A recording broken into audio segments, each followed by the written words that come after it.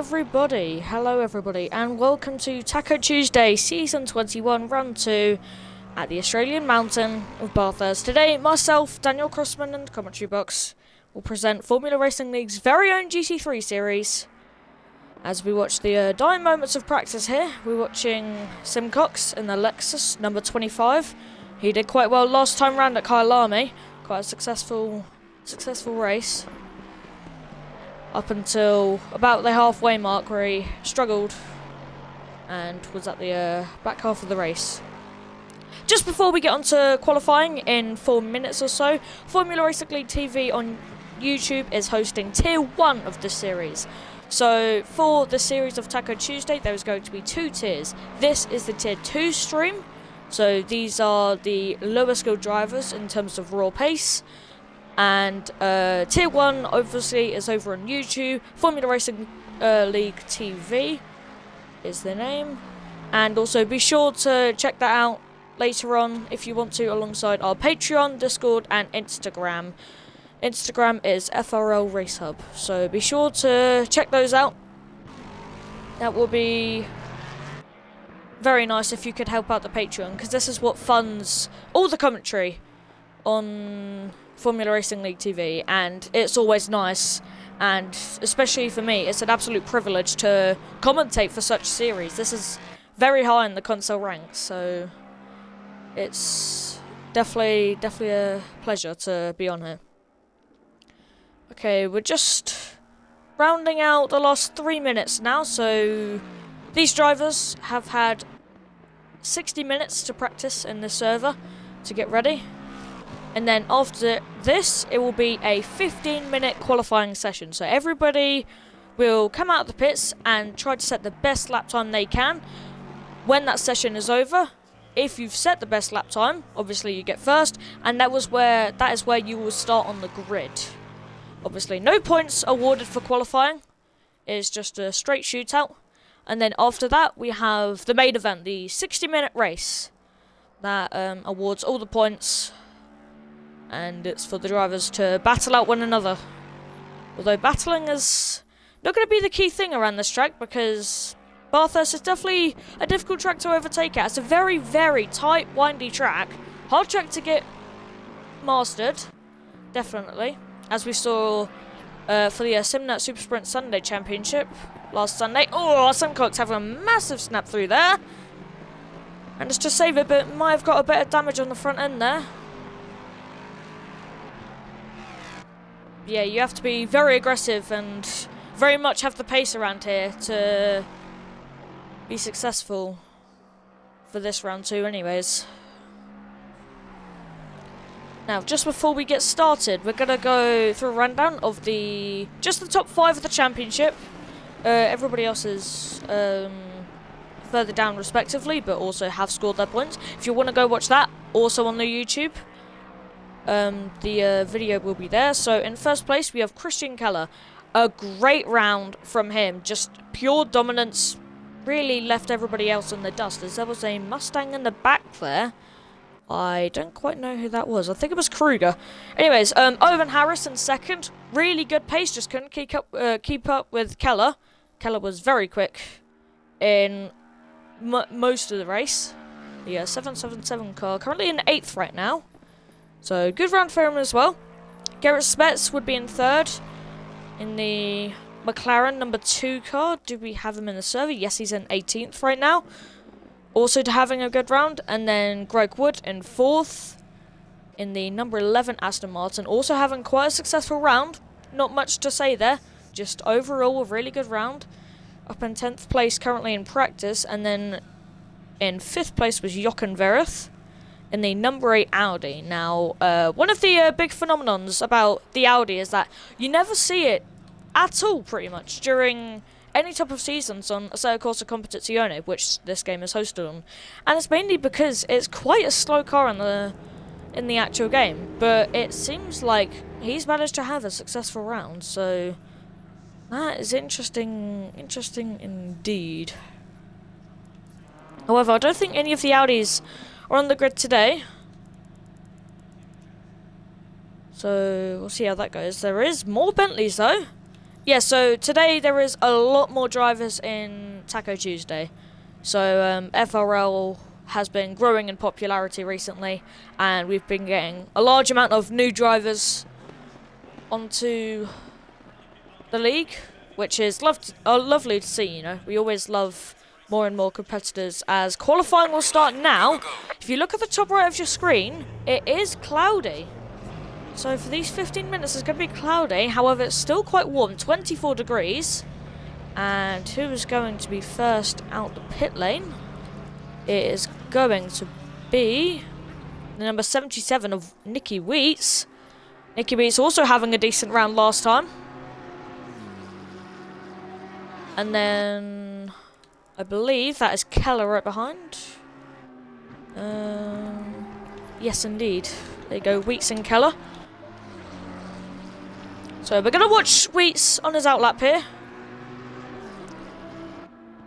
Just watch him get his tyres warm.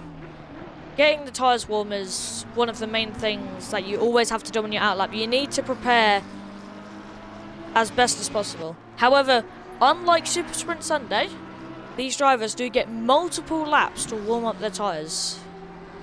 If they want to, of course. Because this is a 15-minute session. However, it's not just one hot lap. Everybody gets to do as many laps as they can in the allotted 15 minutes time. So we'll see how that turns out.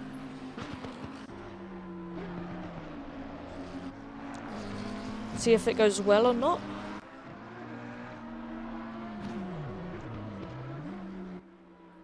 It's going through Forest Elbow there.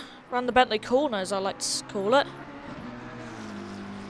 Yeah, so this is one of, if not the most difficult tracks to master in Assetto Corsa Competizione, purely just off how tight the track is. It's so hard because if you make, for example, if you make a mistake at Skyline and you oversteer going down the hill, that could be the end of your race.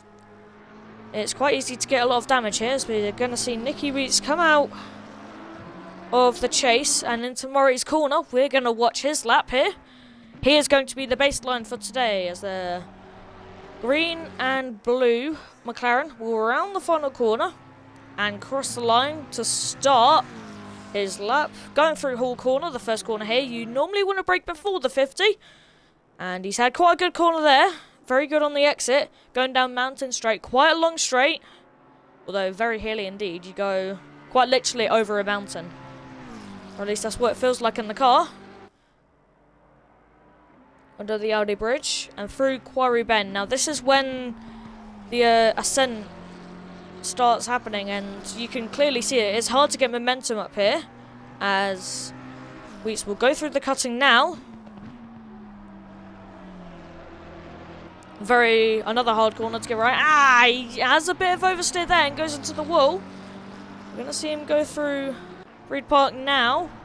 Very close to the wall on the outside here.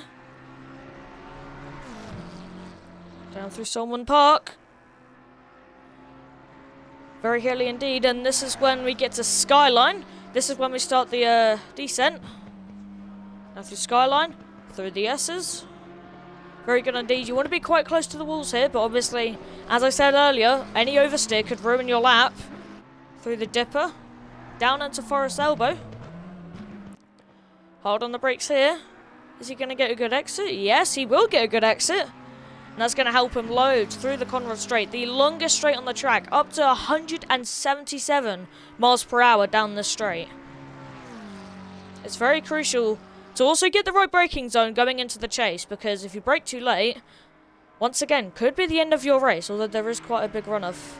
Braking just after the 150 board, hard on the brakes through the chase, or a bit wide on the exit there, through the second part of the chicane. But going into the final corner, once again just braking before the 50.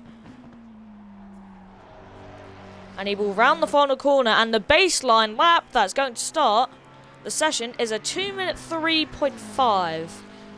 So we're looking for about 2-minute 2s or 2-minute 1s around here is roughly the best pace you can get. Stafford de Jong shows that. We're going only 2/10 off. Marco will be next, a whole second quicker than Nicky Wheats. Really good lap from him in the 629 Ferrari. A very dull looking car. He will end up with a 2-minute 2.5. As there's more people coming up front, but not anybody that is even within a second of Marco. Looks like maybe he could be a stand-up performance here. Anybody else trying to conquer the time? No, we have a lot of people on their outlap so far, so... let's... Some people. Here's Mendes. Where has he gone? He's gone second. First one to get within a second of Marco. 7 or 10ths off. Not a bad performance. 2:03.2. Definitely one to be happy with. Later on, though, we'll see. As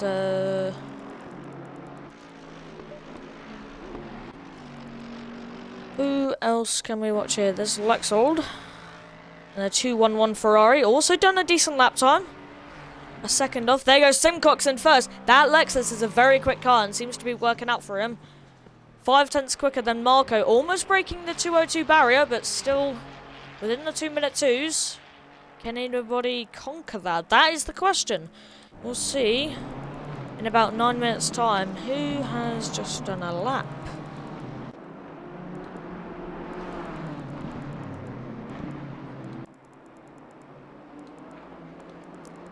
Let's see, who else is on a lap? Let's watch Keller. Keller did win out last time round. Very good performance from him. On the final corner, across the line. Is he going to improve? Yes, he will. Up to 4th. Once again within a second. Also getting a 2:02. David de Jong as well joins that club. As there is a lot of people crossing the line now.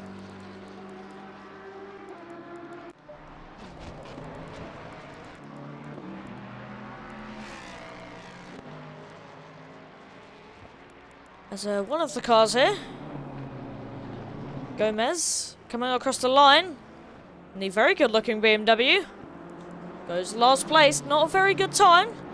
See if they can improve.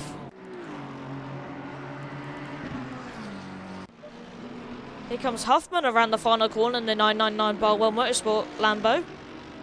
Where will he go? He won't set time. I'm guessing that was an outlap then. What about Kruger? Kruger didn't have the best performance last time round, but that gold Mustang definitely says otherwise. As he will go 10th. Very good lap time from him. Now here is where you'll probably start asking, why are people going into the pits? People are going to start going into the pits now because they want to refresh their tyres. 15 minutes can be quite long for a qualifying session on one set of tyres. So what people like to do is go into the pits, put brand new, fresh tyres on, and then go out for more laps. And we'll see if that benefits anyone later on. We go back to Drone Lander, the number 74 red Ferrari. Where will he go? He'll go up to 17th. 2.2 seconds off the leader. The number 17 of Davies. And the blue and green Mustang. Where's he going to go? Can he improve? 18th place. Can improve, but not by much.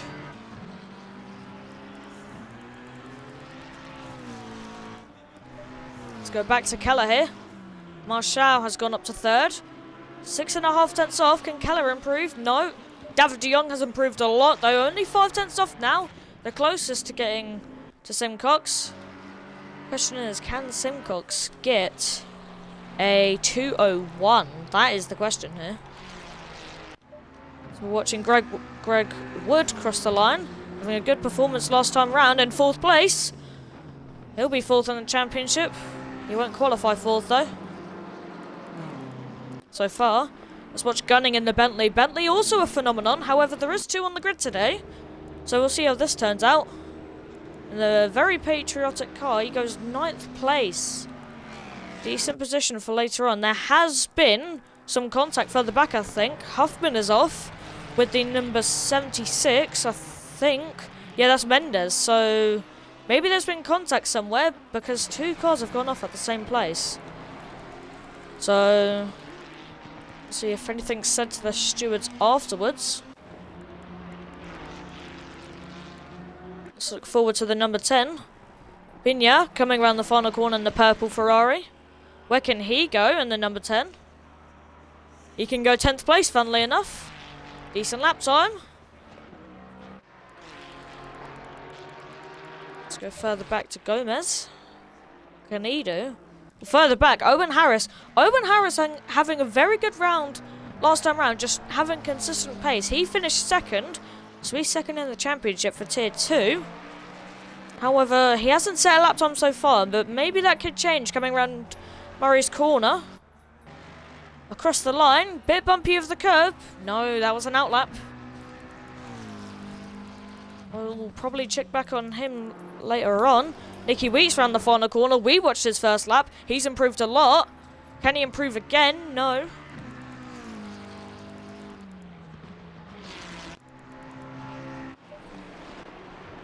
Here's Almeida in the 505 yellow car. He hasn't set a lap time so far either. Kay Lane in the number 98 Bimmer, the red Bimmer. I think that was an outlap for her. 656 Scala in the purple McLaren. As Greg Wood has had a very good lap. He's gone in the number 11. He's gone second. 2.5 tenths off. Very good lap for him. We'll see how that turns out. Scala can't really get anywhere. Last in terms of people who have set a lap.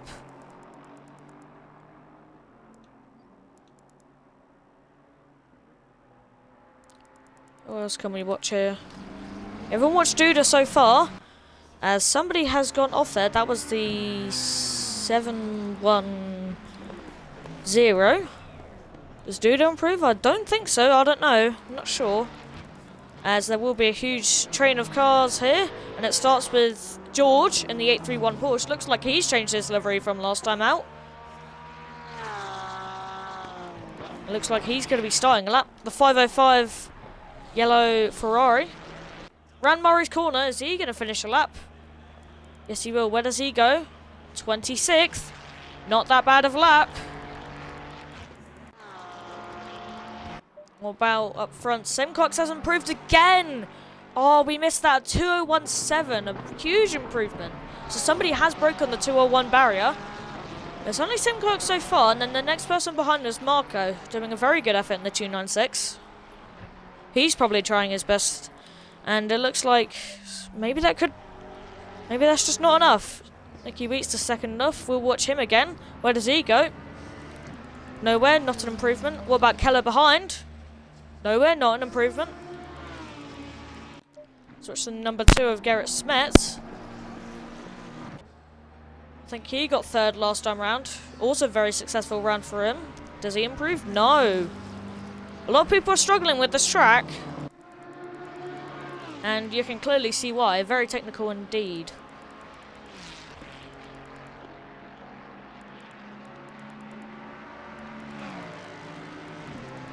We're gonna watch Greg Wood finish his lap. No, he's not going to improve. 656. What about Scala? Across the line? No, no improvement.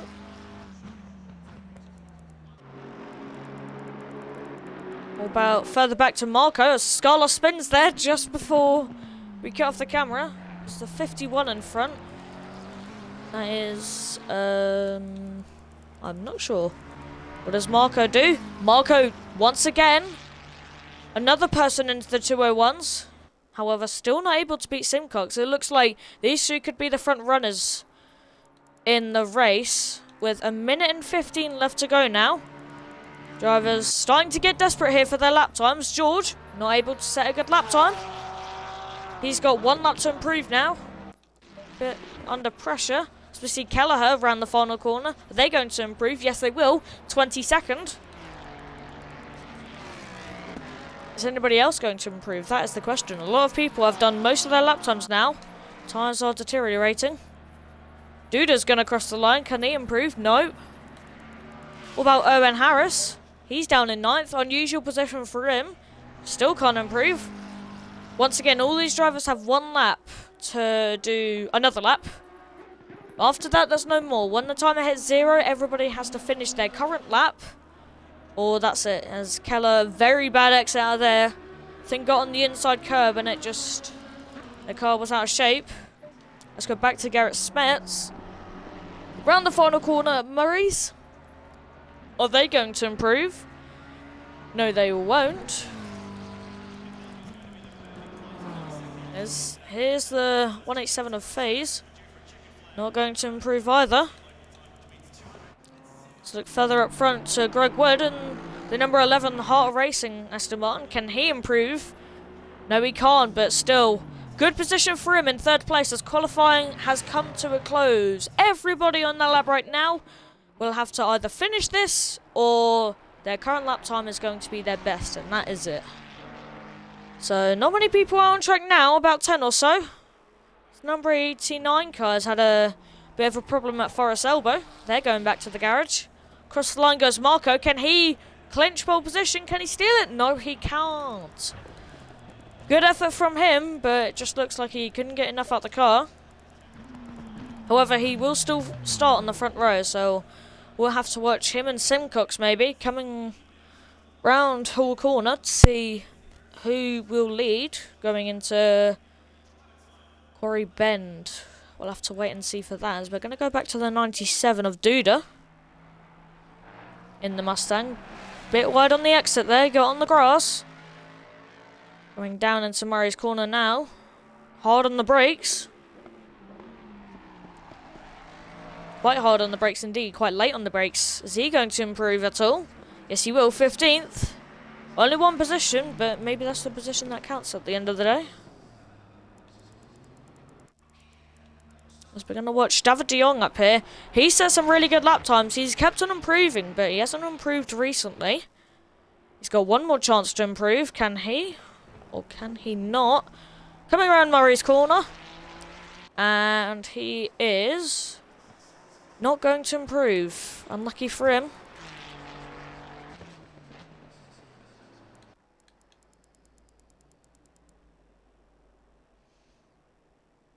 As who can we watch behind?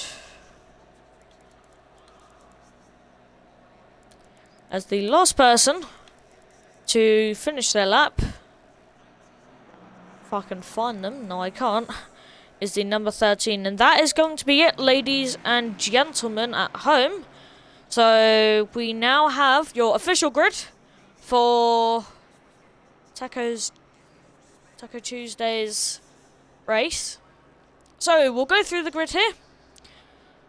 On pole position, starting on the inside on the first row, is Simcox with a very good time of a 2:01.7 and with a 2:01.8. Just behind Simcox, couldn't really get on the back of him until the last lap.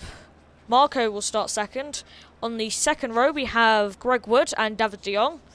On the third row, we have Jordan Marshall and Mendez.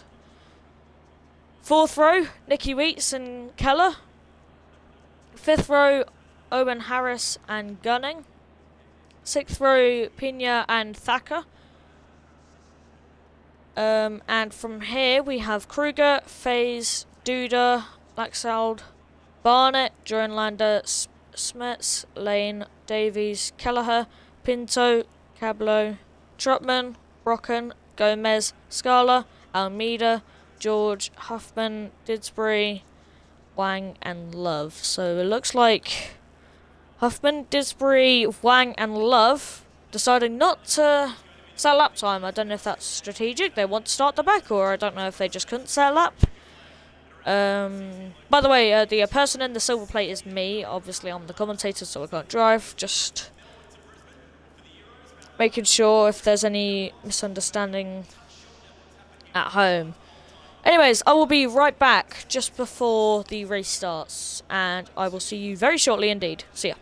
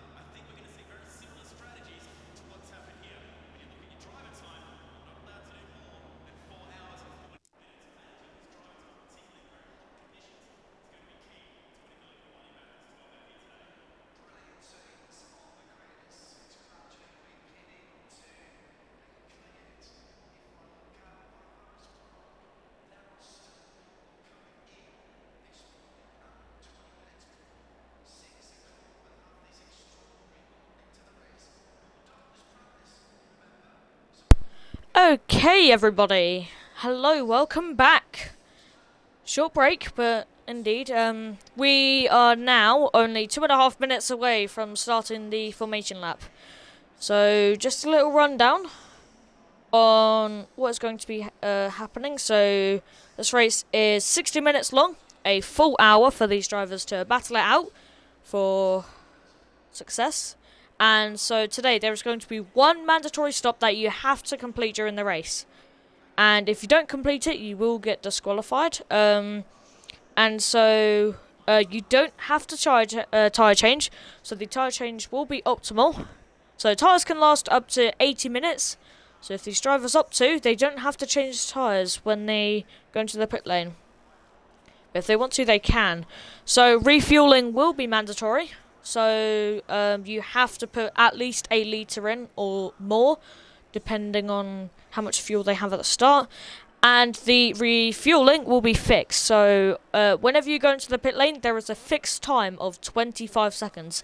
Any damage or tyre change will be added onto that time. So a tyre change is 30 seconds. So that means if anybody decides to do a tyre change, that will be 5 seconds more than if you just decide to put some fuel in. And obviously that's the same with damage.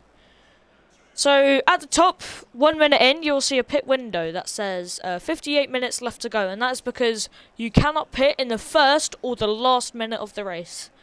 Just to make sure nobody does quick pit stops or late pit stops. In case of strategy, just to close in and make sure that, yeah, just get your pit stops done pretty much.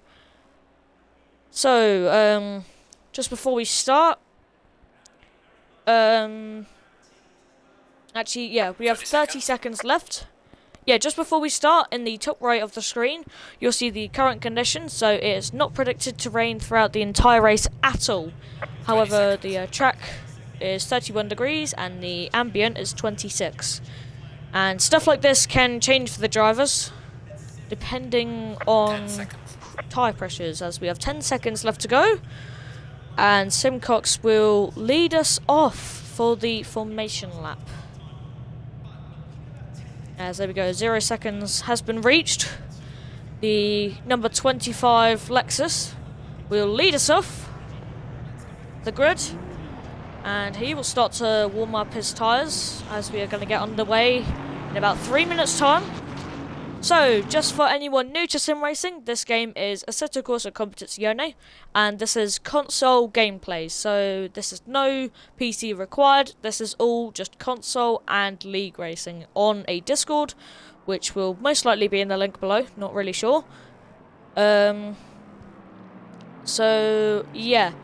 And once again, anyone new to sim racing, you will see drivers warming up their tyres, and it does look quite odd. However, there is a reason for this, and that is because they want to warm up their tyres. And when you're warming up tyres, you'll get heat into them, and when they have proper heat, you will get more grip. That's just how, you know, tyre temperature works. So these drivers will be either constantly on brakes to use the brake temperature to heat up the tyres, or they will be weaving to warm up just the tyres. So that's what people are doing. There's no collisions on this formation lap, so some cars might go inside of each other. But we don't know, as we're just coming halfway up the hill now.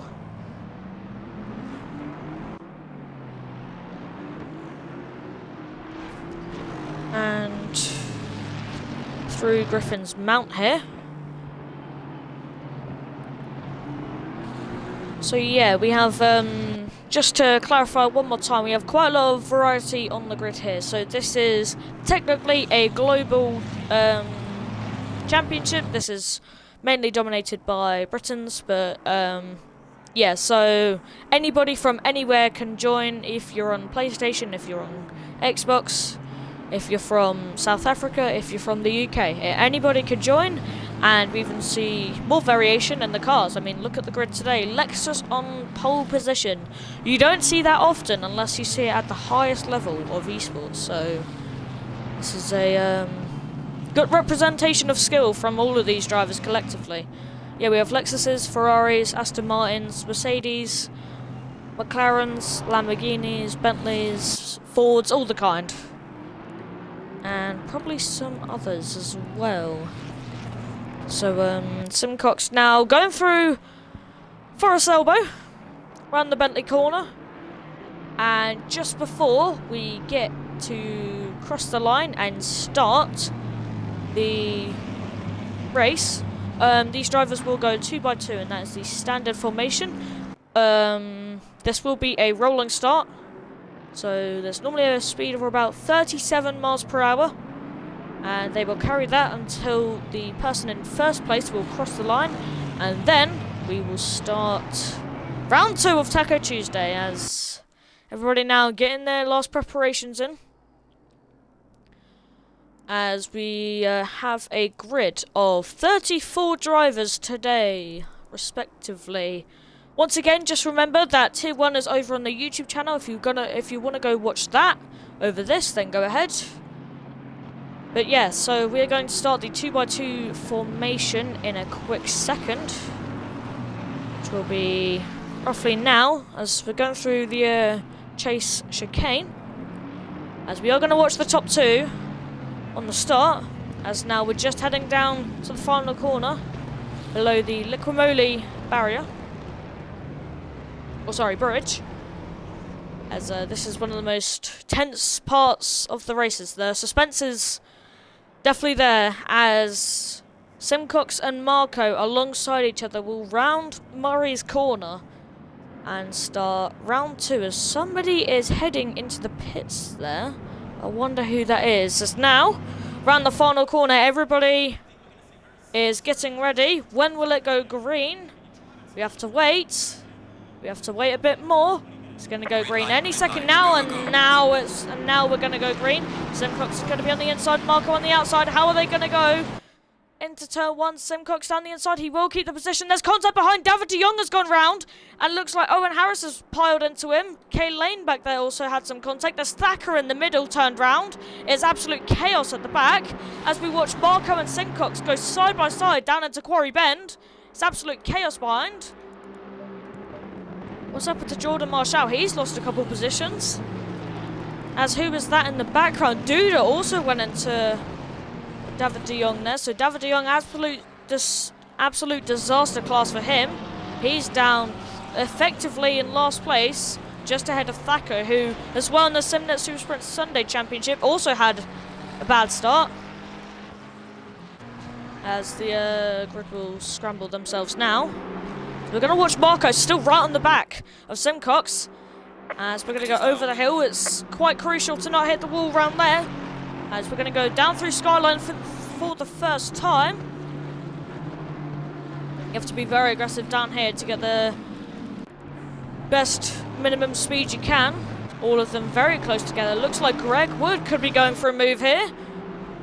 So he's smelling a move. Maybe through Forest Elbow we go through for the first time. And it looks like Simcox is already trying to gain a little bit of a gap here, as the drivers will start to go single file, as the 51 car of Brocken back there has had a little bit of a spin. That's up through Skyline. Gonna look back in front here as Huffman is in the pits. The Bulble Motorsport Lambo, maybe he's had some contact, but didn't look like his car was dirty or damaged at all, so maybe some issues for him. As we're going to watch Marco and Greg Wood, they're really close together still, as we're going to start lap 2 of this race. Coming around the final corner. Simcox will grab the fastest lap, of course, as usual.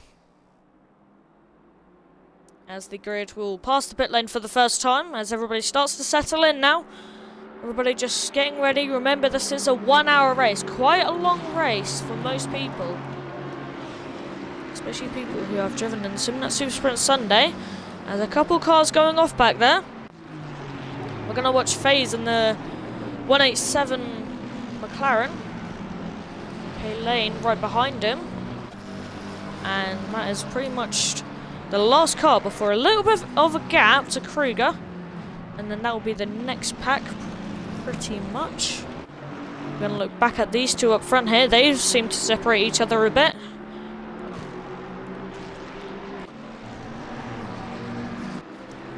Look at this, Jordan Marshall quite close and on the back of Gunning here. Gunning looks to have a bit of ping issues.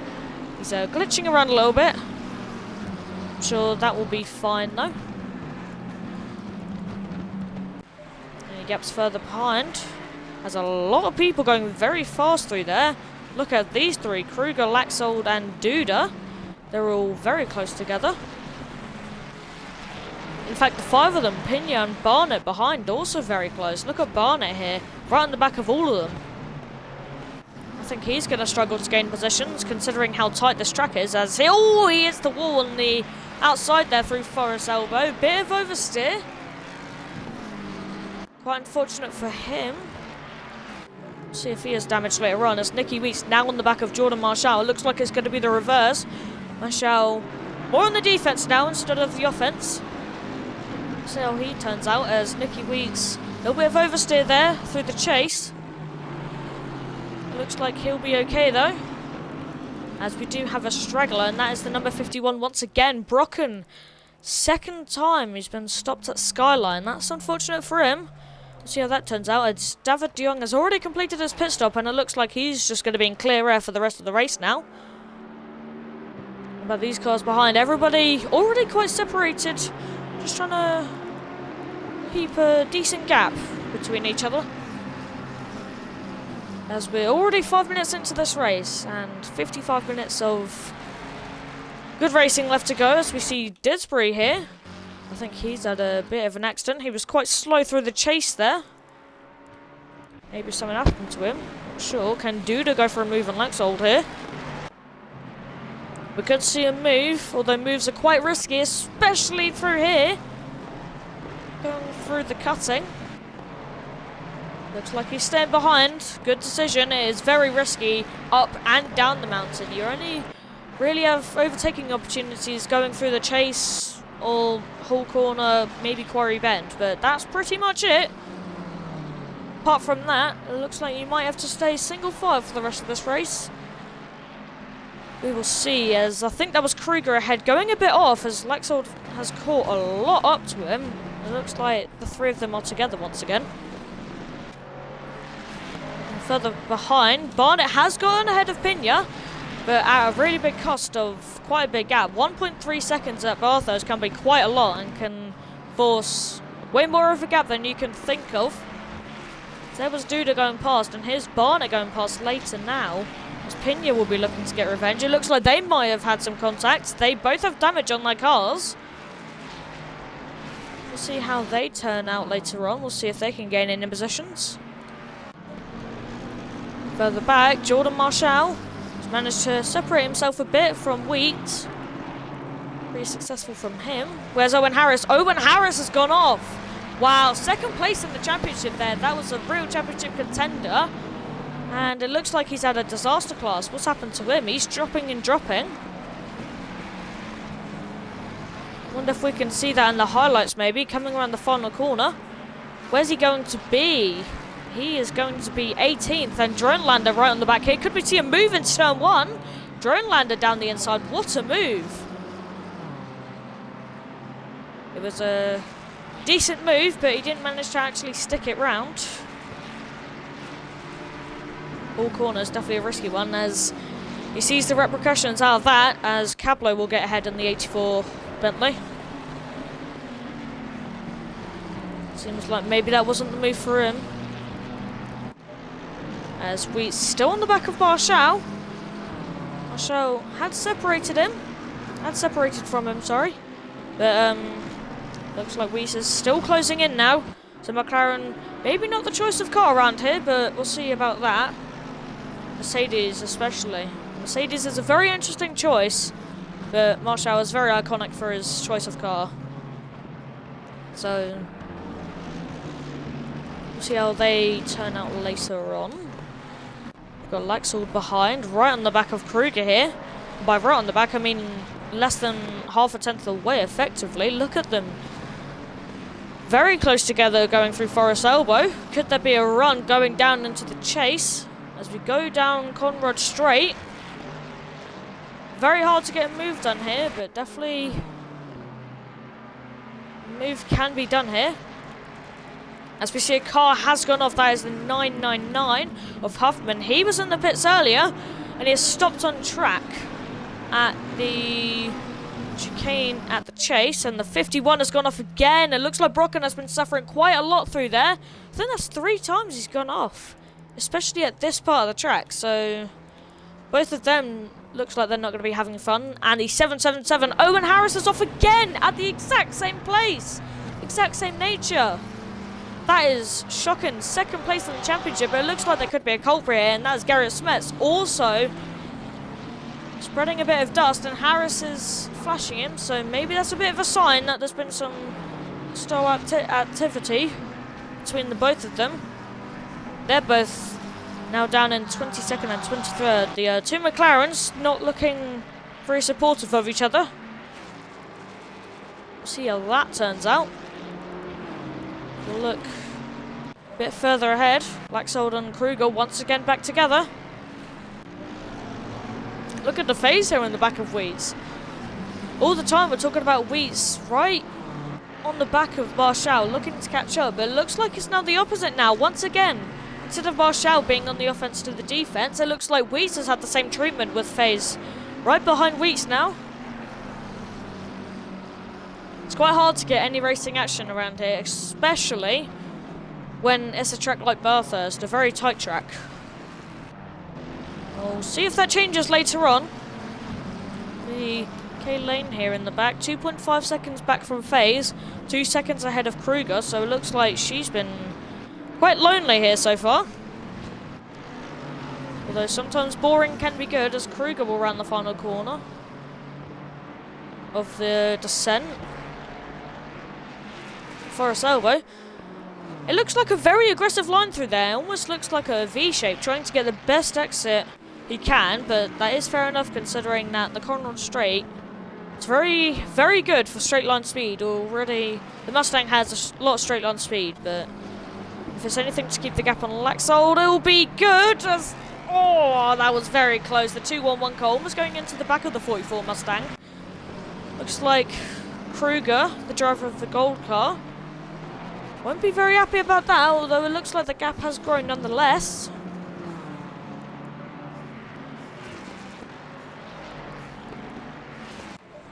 Are there any other gaps going on here? As we see Kelleher behind George here.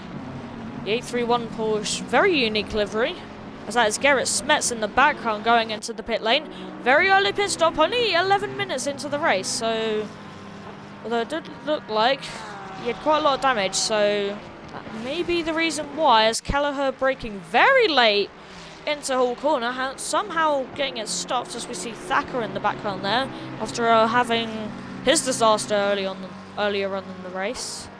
Looks like he's recovered quite well, considering he was effectively last. So we're going to see Kelleher go for the dummy here, down the inside. Will he get the move? No, a very, very risky move there through Quarry Bend. Maybe through the cutting, but once again, another risky move. It's quite difficult through these tight sections. So it looks like Kelleher will have to wait a lap or so. Patience is a virtue.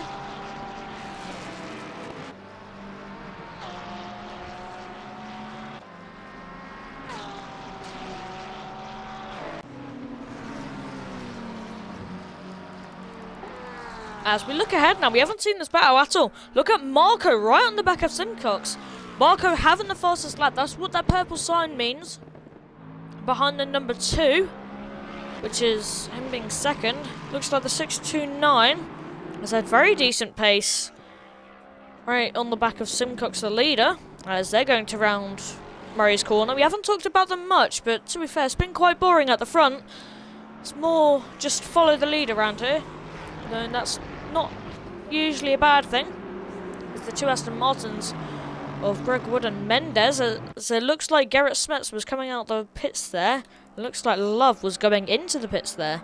As Garrett Smets has a stop go 30, that is huge, considering he got 3rd in round 1 at Kyalami. Looks like his championship position will definitely be much lower next time at Zolder. Let's see how that goes next time round, but I think right now a lot of people care more about this race as we see, oh look at this, Gunning, Marshall and Wheats and FaZe all really close together here, going through the cutting. Looks like Gunning may have dropped a bit of pace here. It looks like it's been affecting both Marshall and Wheats as well. FaZe still a bit far back to Wheats now, maybe losing a bit of a gap there. Nonetheless, still very close. This Marshall looks to be right on the back, although that high ping Bentley doesn't look to be very friendly to overtake, so we'll see how that goes. We're going to watch them here, the downhill section over Skyline, and through the S's down into Forest Elbow. On the brakes is the Mercedes, the number 17 car. As it looks like coming out of the final corner, there may have been a bit of a kerfuffle there. Marshall has lost quite a bit of time to Gunning, and now Wheats is right on the back of him. The McLaren, not sure if it has faster pace in a straight line compared to the Mercedes, I'm sure not though. The V8 cars handle very well through there as we see Garrett Smets going off again. Garrett Smets having a mare, looks like his mental security has just been destroyed. He has not been looking good throughout this race so far, and the front end damage still not repaired. It's not going very well for him. Marshall once again building a gap, but look at FaZe right on the back of Wheats, going for a move down the inside. No. Would have been risky anyways, so probably a smart decision from FaZe and the purple McLaren. As we're going to go down here now, we're going to watch Marshall, I think, in front. He looks to be very feisty on the back of that Bentley. Looks like he's closer, although we are going to look behind to FaZe. FaZe looking for a move. Although both FaZe and Marshall still opting to stay behind, which is what, especially smart when we go through this section. However, when we come out of Forest Elbow, anything can happen from there. It's normally a decent overtaking opportunity. And by decent, I mean it's the best one you're going to get, really. So, the FaZe making a mistake through the cutting there, so he's lost a bit of a gap now. So I'm going to watch Jordan Marshall in front on the back of the Bentley. Look at, oh, Marshall and Wheats almost getting very close to the wall there. At McPhillamy Park. So we're going to go down to the S's now through the dipper.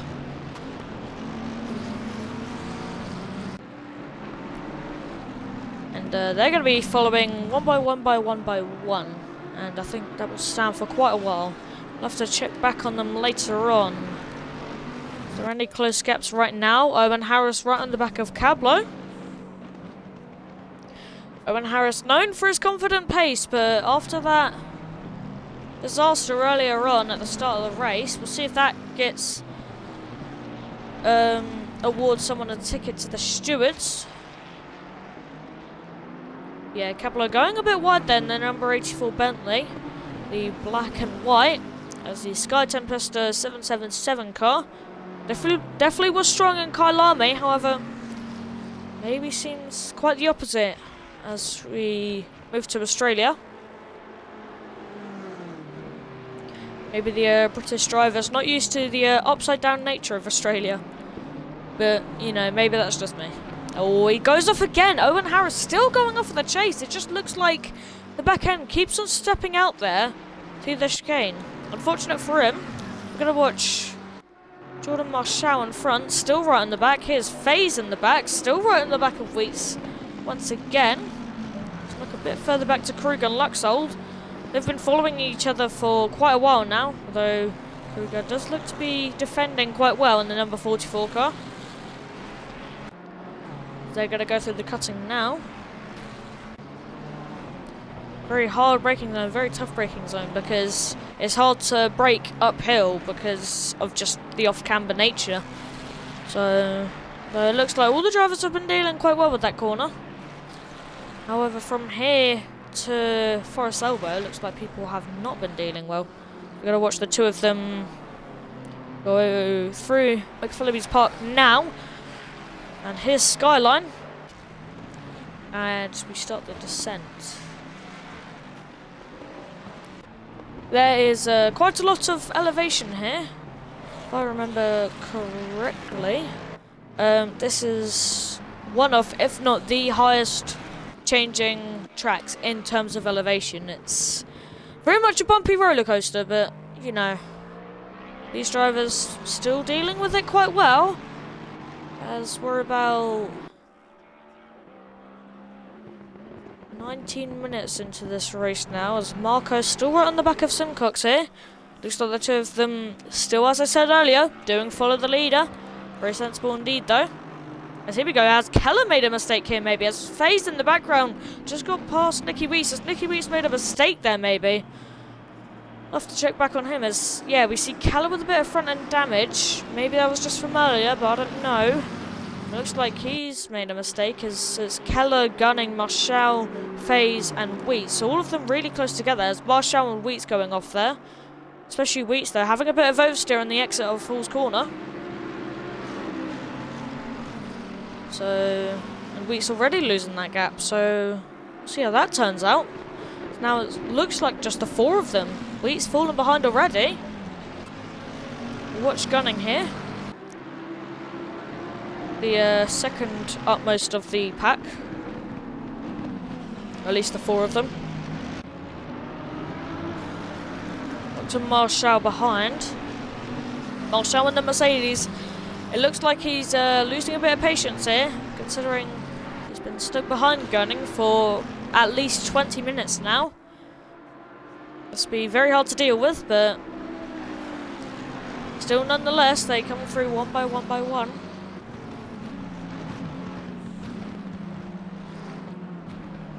Through the S as we go, and through the dipper. Who else is very close together?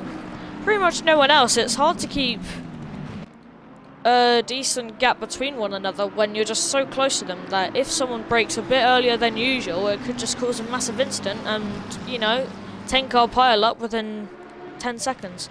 You just never know. As Lexold coming round. Oh, what has happened here? I think Duda's made a mistake here, because he is now behind Kruger. Where's Barnett? Oh no, it's Barnett that has made a mistake, I think. As Barnett is behind Lexold and Duda. They're going to go side by side through the chase, are they? Yeah, down through Conrad Straight. This is a very ballsy move indeed. Very aggressive. Though it looks like Lexold is going to stay behind. It's quite hard through there to make a move, especially when you're in the slipstream in the Ferrari. 177 miles per hour. Very high speed and very hard to keep alongside, as we've just seen a perfect example there. Marshall looks to have made a mistake maybe. A big gap between him and Gunning now, as Gunning's still on the back of Keller in the 179 Lambo. We'll see if he can keep his championship lead, although Gunning down the inside maybe? No. Risky move through there, as I think there was George back there letting everyone through. Very sensible indeed, as you can't let there's a special rule just for this track because of how difficult the this section is, and that is you can't let someone through from Quarry Bend, or no, sorry, the cutting, which is the double apex left-hander, all the way down to Forest Elbow, just because of how tight the track is, and it can cause many incidents indeed. So for George to be doing it down Mountain Straight, very smart indeed. Now that's disposed of. These three can carry on with their racing, as they do.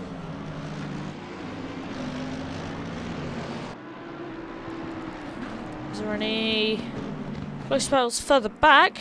Doesn't look to be. But so far, the people that have pitted so far, so Barnett has just completed his pit stop, then is going to be David de Jong, who looks like he's already gone ahead of Barnett. That's interesting. Looks like David de Jong will definitely be the leader in terms of cars who have done the pit stop, so we'll see if he can gain a lot of positions later on, as Pina is right behind him. So I think that was Barnett losing a bit on the exit.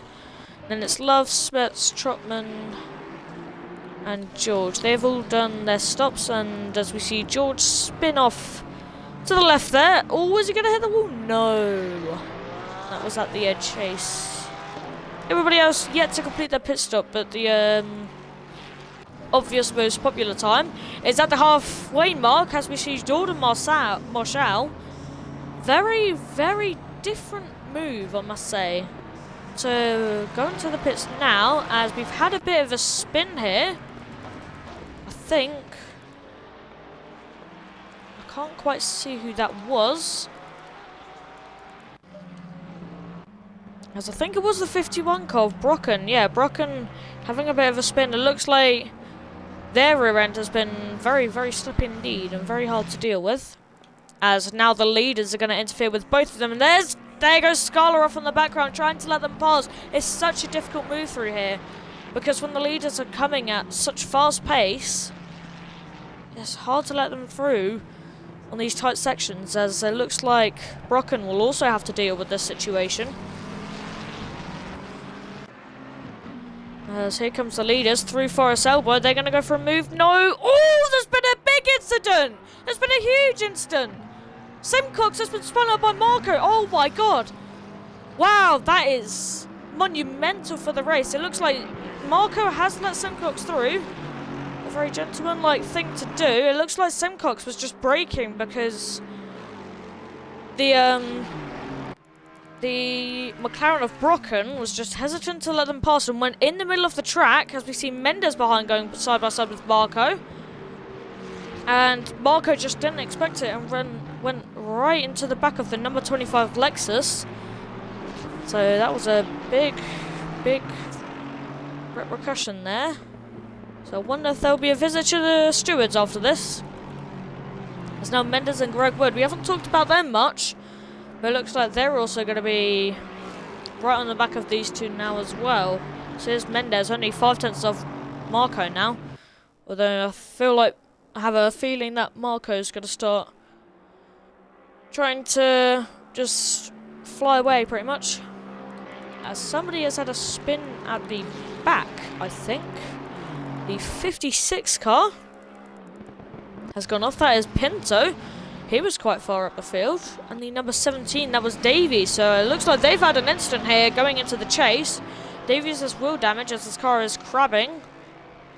Going through there as the number 84 Bentley of Cablo has gone into the pit lane.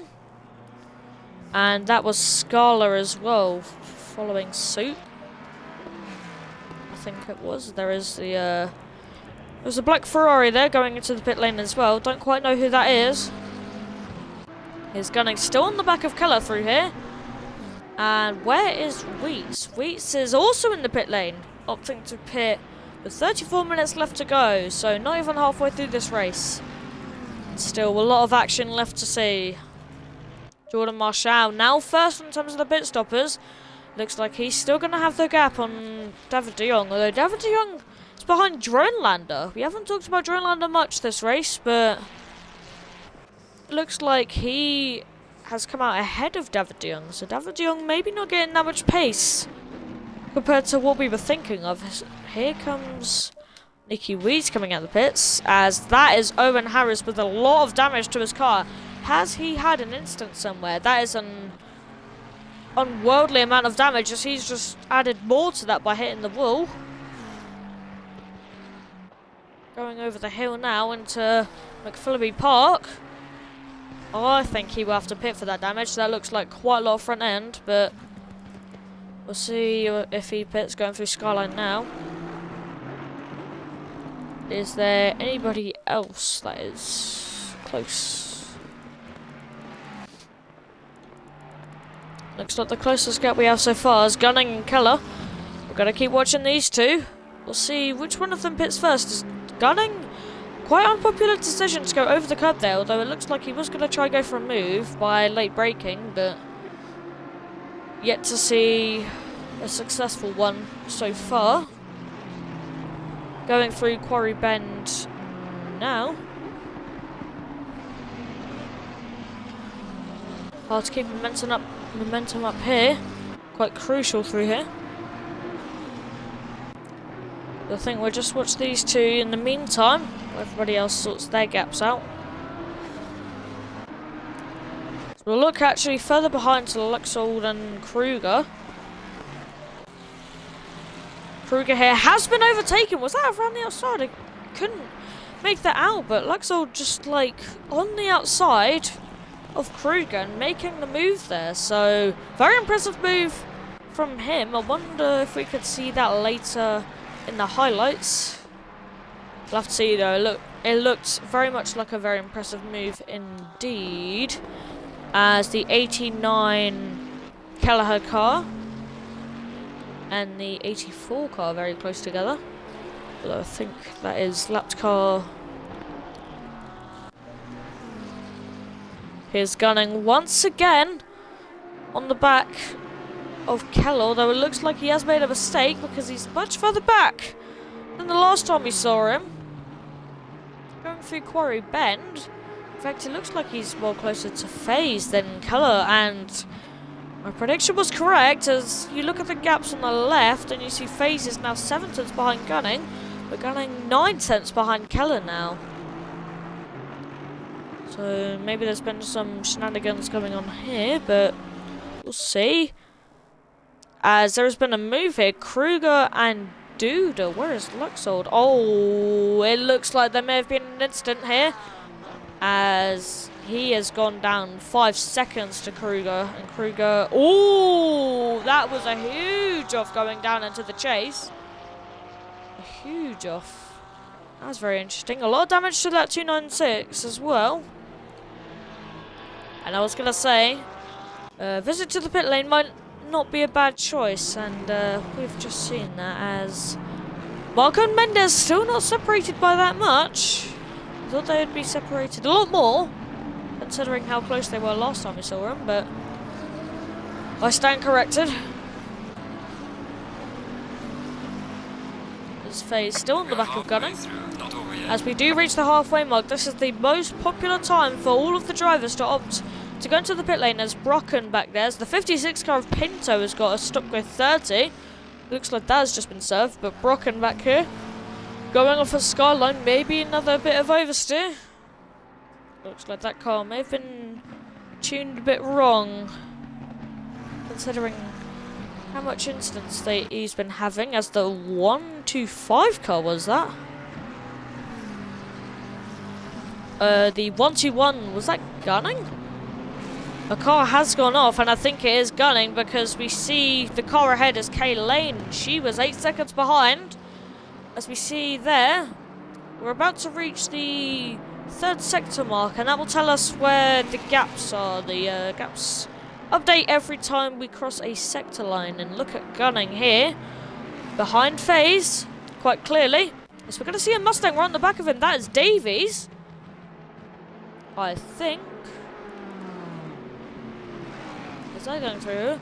And that was Davies, however it is a lapped car, so looks like Davies probably not a smart decision to get past, although it looks like he's going to go through it anyways, as Gunning will go into the pit lane. So maybe it was smart after all. I stand corrected indeed, as both Lane and Gunning opted to go into the pit lane. Lane having a rather quiet race so far. The Bemo definitely doing a good job for her. So very successful indeed. As Marco and Mendes both into the pit lane as well. We're going to watch Marco here. This is a very good angle indeed. See if Mendes will get out in front. Marco drops the car. Mendes getting alongside. However, Marco will still finish in front. It sounds like I'm playing a game with Marco Polo right now. But yeah, Greg Wood and the FaZe will get ahead of both of them. They're going to be the 1st and 2nd cars in terms of who has stopped. Stafford de Jong here, we saw him effectively 2nd to last on the 1st lap, and look how much he has gained compared to everybody else now. Quite far up in terms of the people who have made their pit stop. Simcox now with a huge gap to the car behind, 7.2 seconds. That massive gap, I think, will stand the test of time, as we'll see if he enters the pits now or later. Could be now or never, but you never know.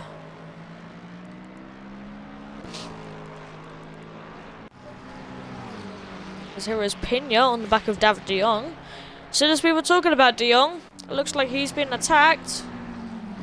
Although I think there was somebody going off in the background, and that was Brocken, I think it was. They are in 32nd place. Quite far down the order after the multiple incidents they have had. So, not the greatest race to remember for them. Maybe a forgettable one, but we're going to watch de Jong and Pina here. As that purple Ferrari, very close to de Jong here. The mint green Ferrari. Not my personal colour of choice, but it definitely looks good on the Ferrari, I must say. It's that 306 car. We'll go through the S's now. Over Skyline. Here's the S's, and then here's the Dipper. And then they will head down to Forest Elbow.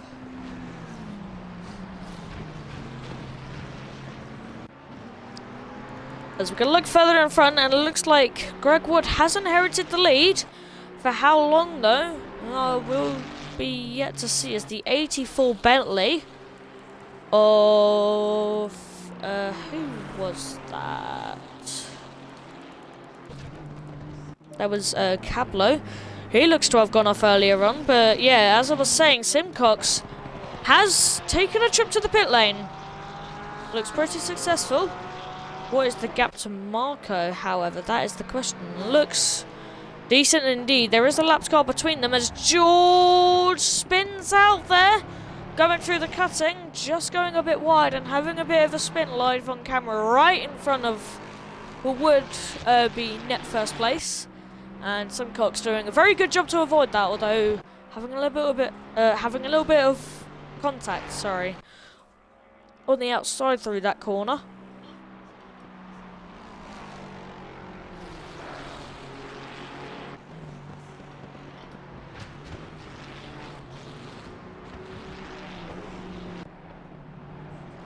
Okay.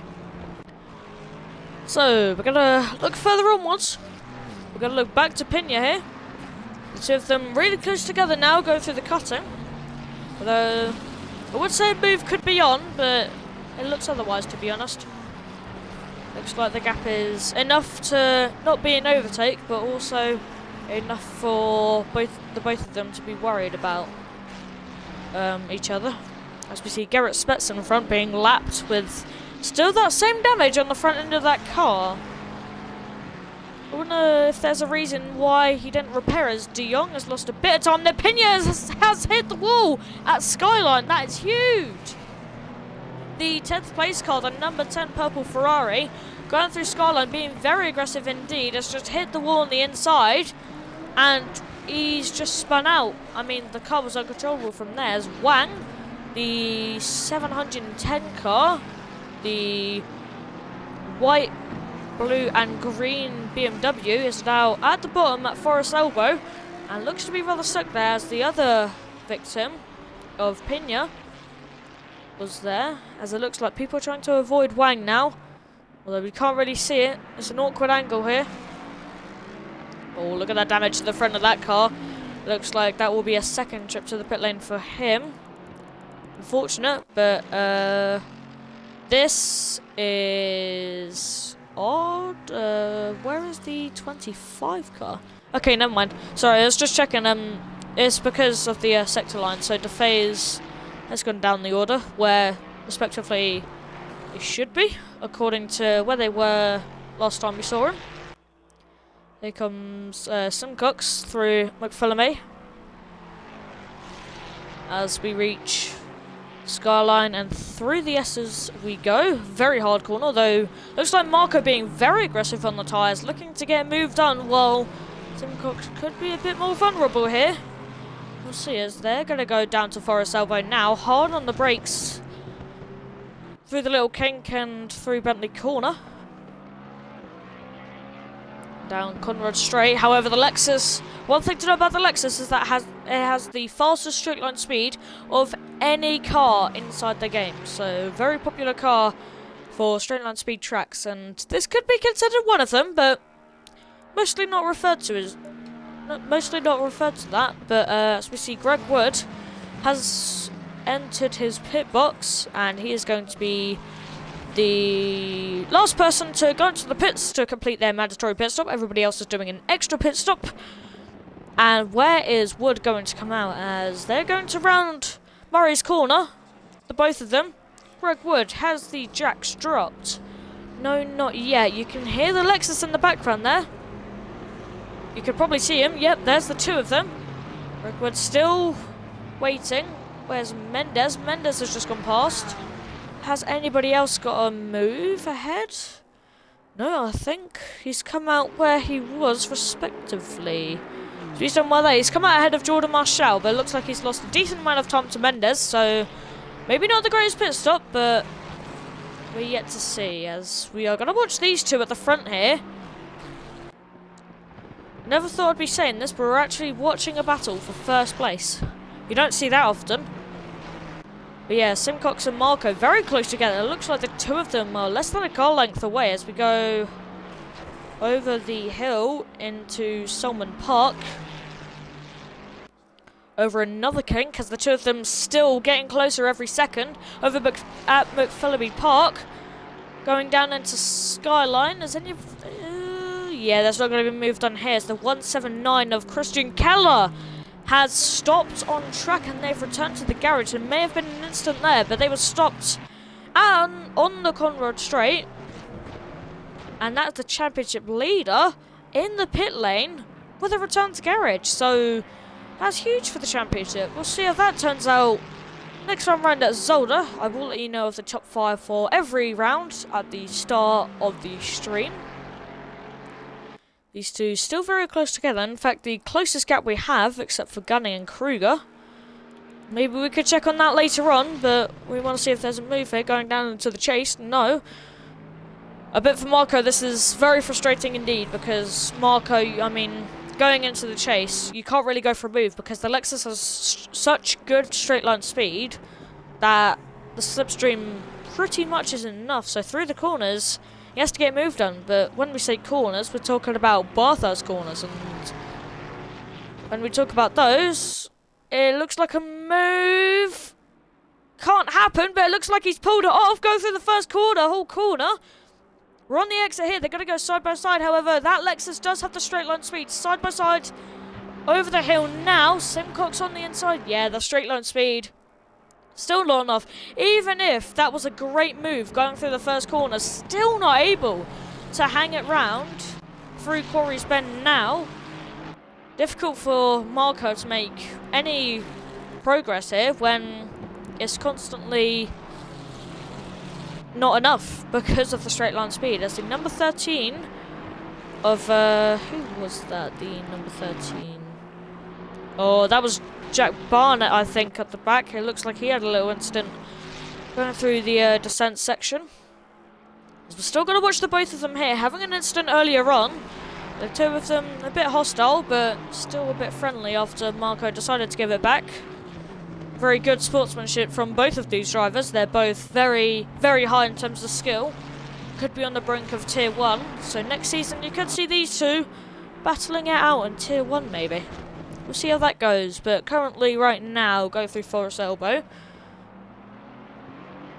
And it looks like, once again, Marco's struggling to get a move here, because I doubt he'll get it going through and going on the Conrad Straight, because look at that Lexus straight line speed. The Lexus, I mean, I said 177 miles per hour, but that's what I got going down the straight, even with slipstream down here.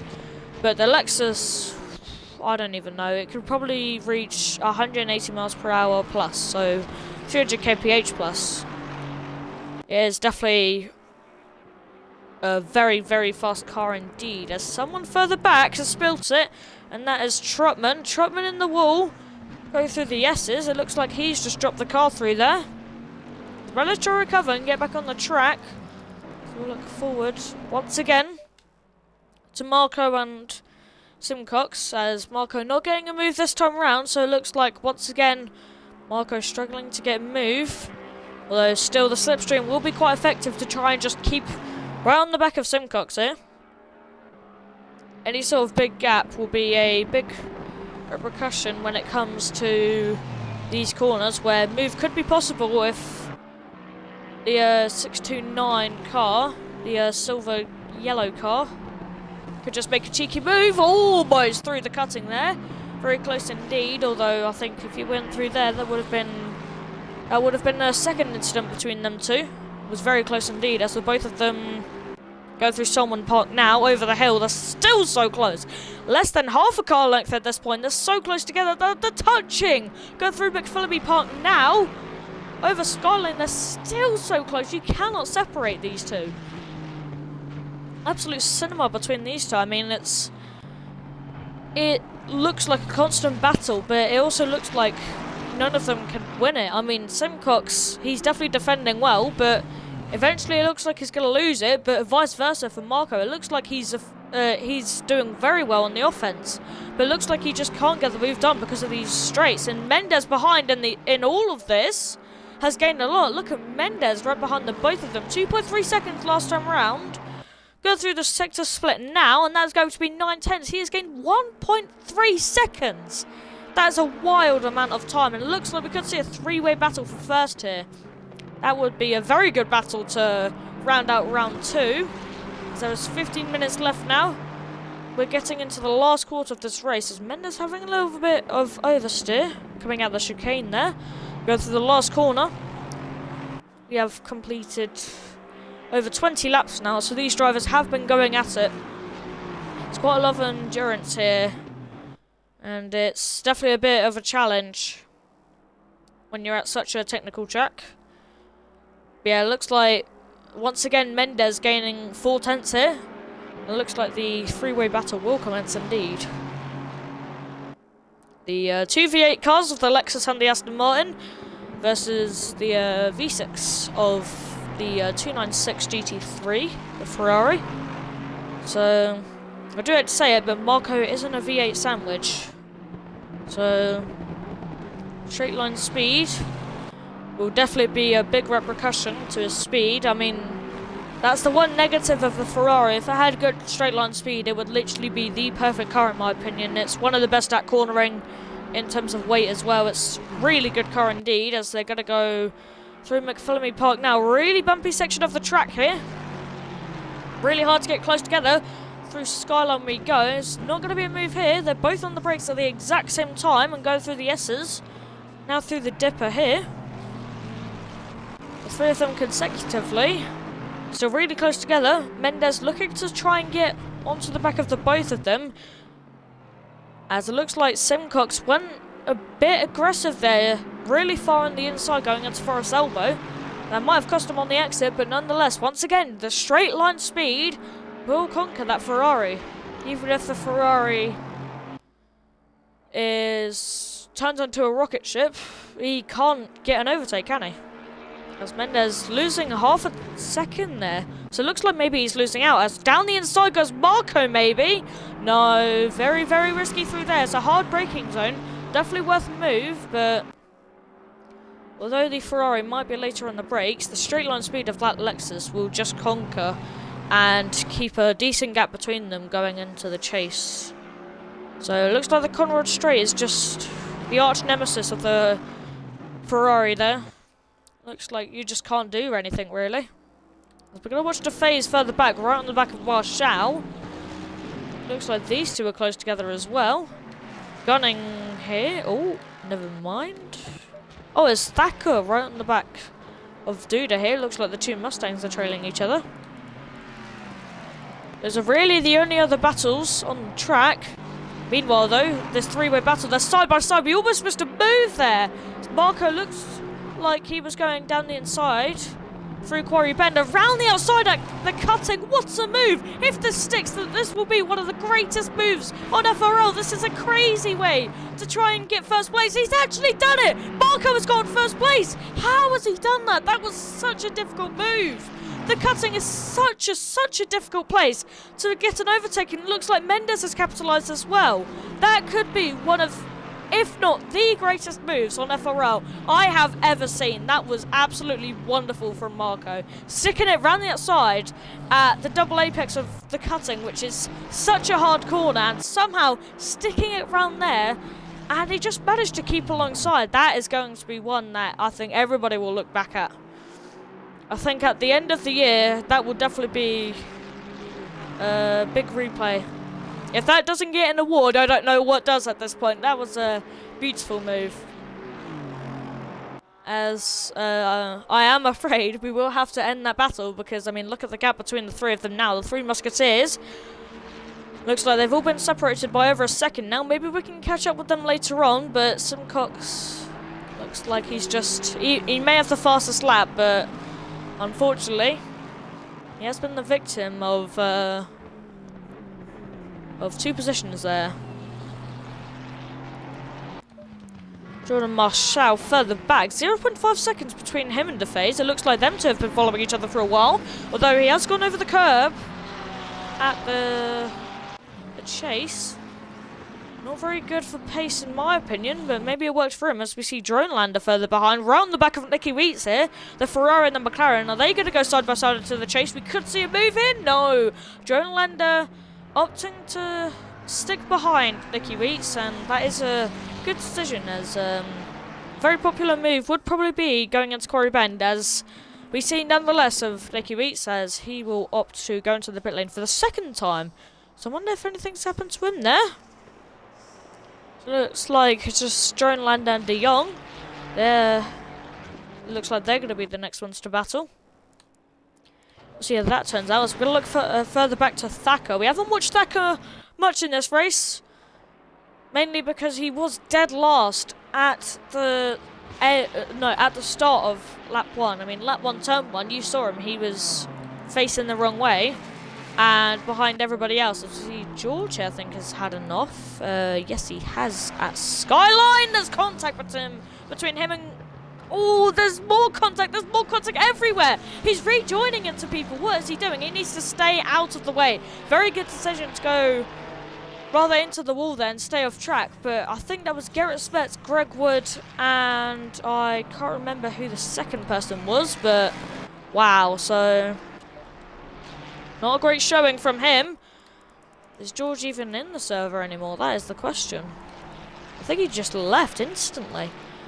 Oh, I mean, we don't like a rage quitter, but we'll see how that turns out, and we'll see if that gets reported to the stewards. As Thacker, once again, right on the back of Duda here. Yeah, as I was saying before that big collision, we haven't seen much of Thacker during the race, because lap 1, turn 1, he was facing the other way and then dead last. However, now, it looks like he has made one hell of a comeback, as he has gone into 11th place now. Very good for him. Looks like maybe his luck has turned around after his unfortunate spree of just not being able to make it through turn 1, lap 1 in both SimNet Super Sprint Sunday and Teco Tuesday. Looks like maybe he's turning that around with more luck, as if he can get into the top 10, I would call that a great success, considering at the start of lap 1 he was down in like 33rd, 34th, I don't know. Yeah, Thacker, is he going to go for a move? No, I was going to say, that would be a very risky move going down into Murray's corner, as there is 8.5 minutes left on the clock. As we look at the three musketeers up in front, 2.7 seconds between all of them now, so quite a big gap now. Simcox just not managing to gain any pace after that move. Dev de Jong looks like he's right on the back of Drone Lander. Has Drone Lander got a move there? I think he has, as they might go side by side into Quarry Bend. This will be an absolute cinema of a move as well. De Jong, though, sticking behind. What about further back with Duda and Thacker? No, they're still having a battle, but not enough of a battle to be alongside, as Owen Harris as well. He was alongside with Jack Barner, and he's gotten ahead. Very good move going through the chase. A very aggressive move through there. But looks like Harris managing to get the move done. He looks like he's also on a comeback after his championship position loss, as the championship will be very much mixed up here, as the two front runners of Owen Harris and Christian Keller have been rather at the back of these races, especially Keller, 5 laps down now, not coming out the pits. So it looks like in first place of the championship we could see Greg Wood, because he's been the most consistent here out of anybody else.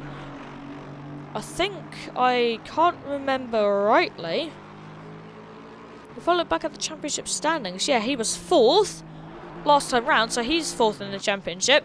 and getting another 4th place. Definitely promote him into 1st place in the championship, considering Keller is 5 laps down, and the next person down is Owen Harris, but he's down in 15th, so we'll see what he can do to try and just scrape the bottom of the bucket to try and get any points he can in the dying moments of the race. 3.3, 3.6 between everybody else now of these 3 people up front, as we're going to see Dronelander, De Jong and Kay Lane. It looks like she wants to get involved with some action as well. Once again, we haven't talked about her very much during this race. Rather boring race, but once again, a boring race could be a good race. Especially in this case, a top 10 result would be a very good result, considering that that is 1st place in terms of the Bimmers on track. The other 2 are in 28th and 29th.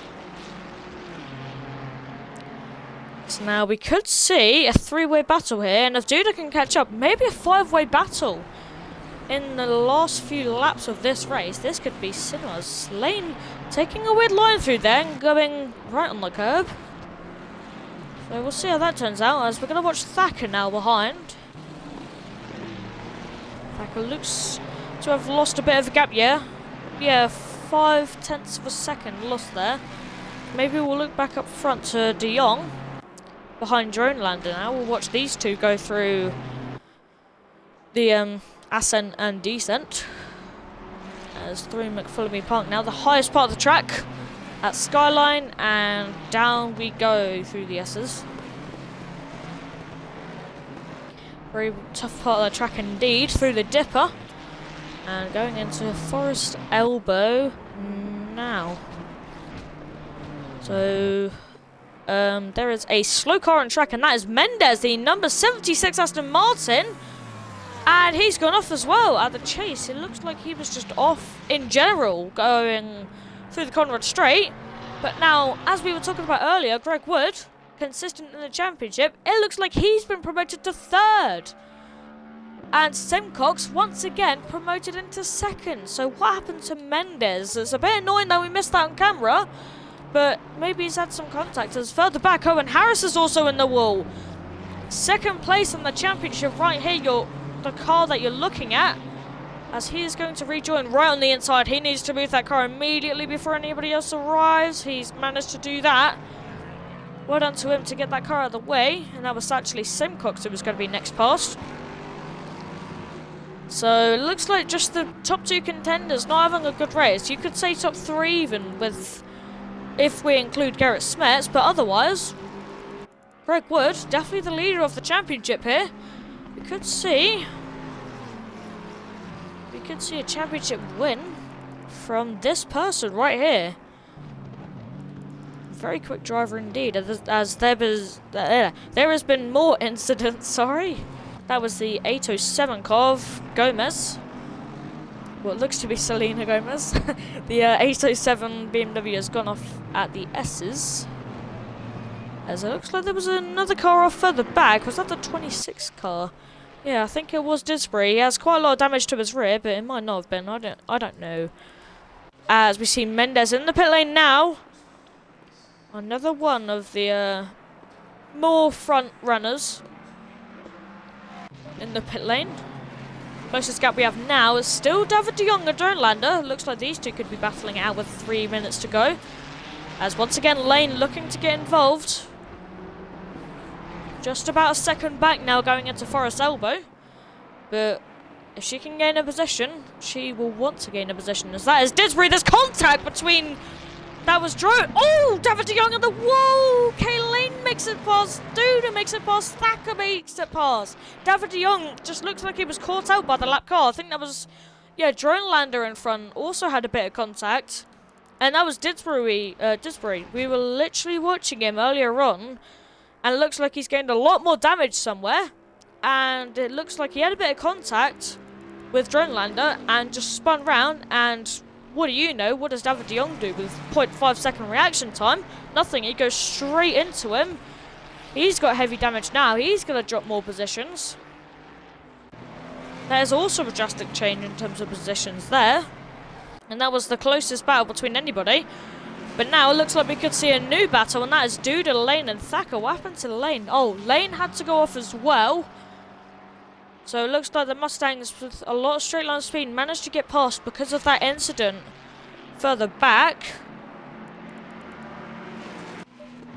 We watch the 629 car. He is going to start his final lap in about half a minute's time.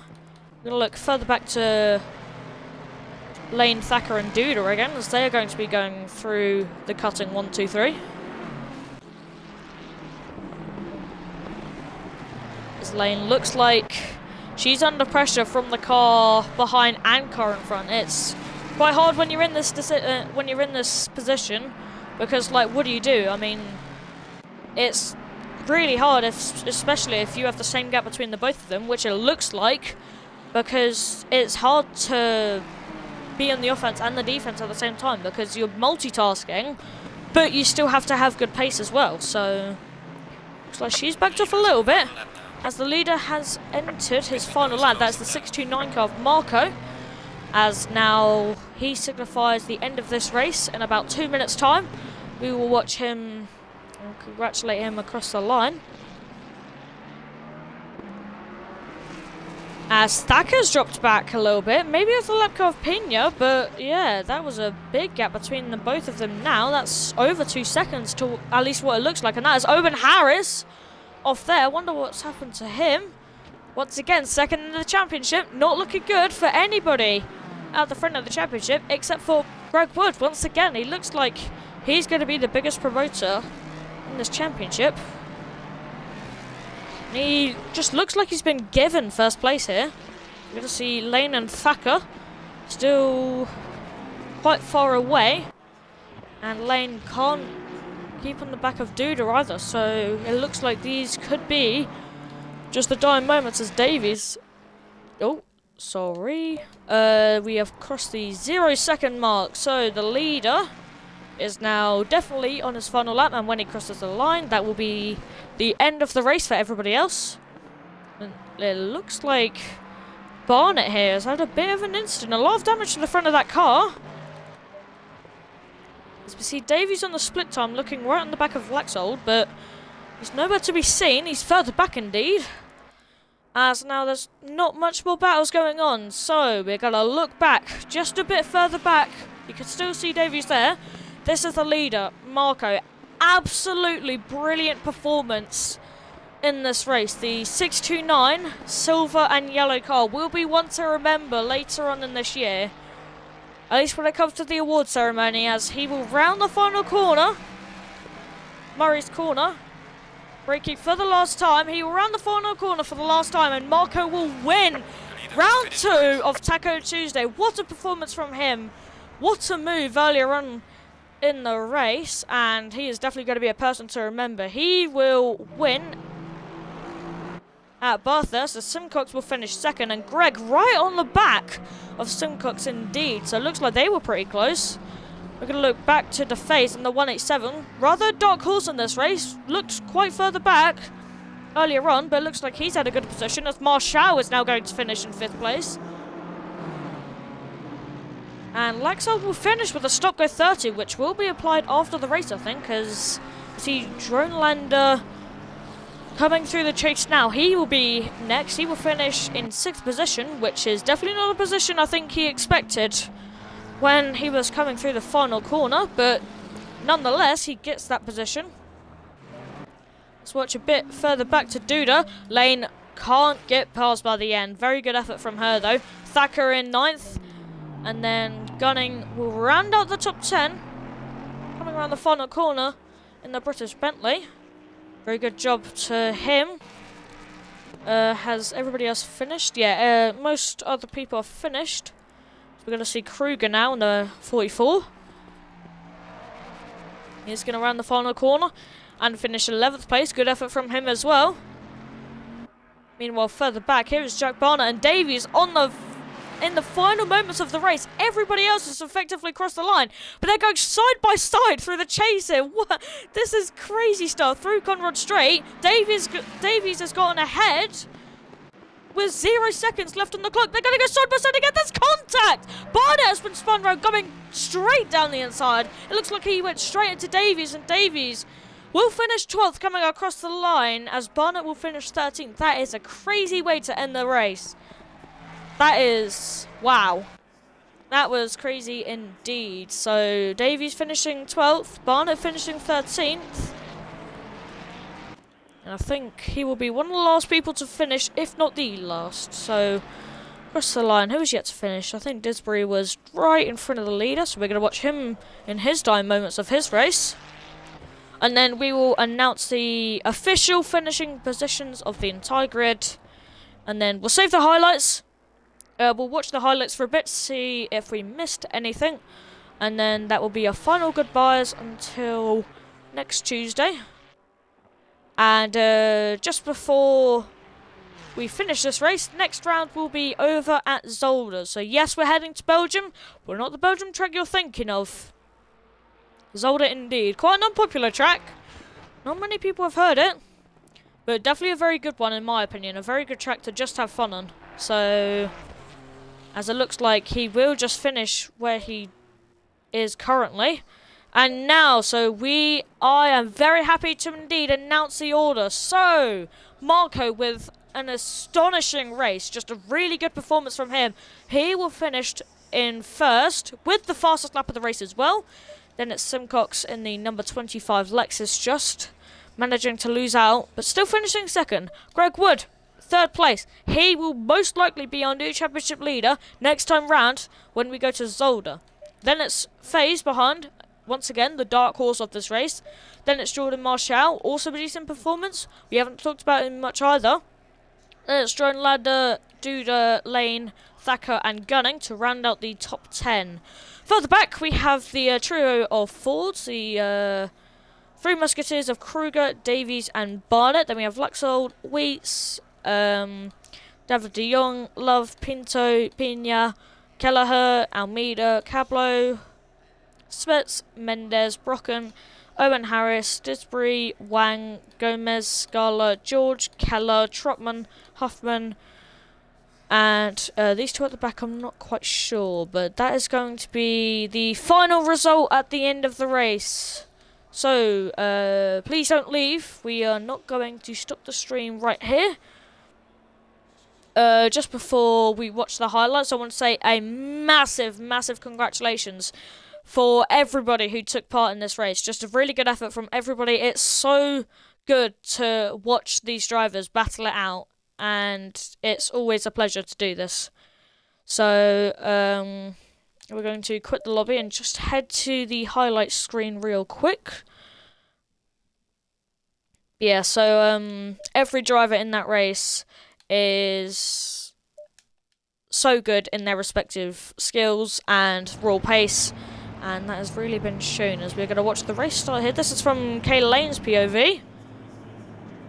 I wonder if we could watch it from further up. Yes we can. See if we can watch. Here is Owen Harris go through the corner.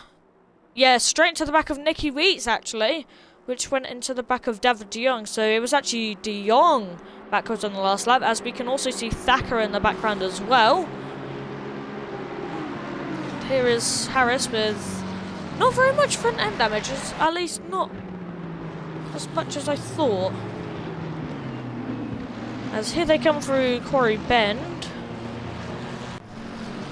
Yeah, so quite an interesting race start. A lot of people just really caught out by that incident, and you can see why. It's quite a blind corner, considering that the barrier is quite close to you on the inside. So that's interesting indeed.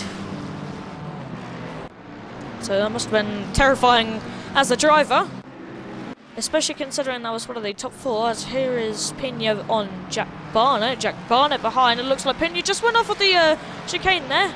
Barnett managing to get past. Oh, almost a bit of a block there from Pena.